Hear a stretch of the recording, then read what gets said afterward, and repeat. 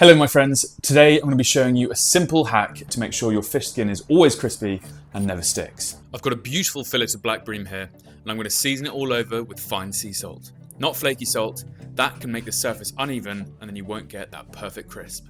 Now here's the trick, take a sheet of baking paper, add a little oil to your pan, lay down the baking paper and then add a touch more oil on top. Bring the pan up to a medium-high heat and then we're going to place the fillet skin side down and use a little weight. Nothing too heavy, just for 30 to 40 seconds to stop the skin from curling.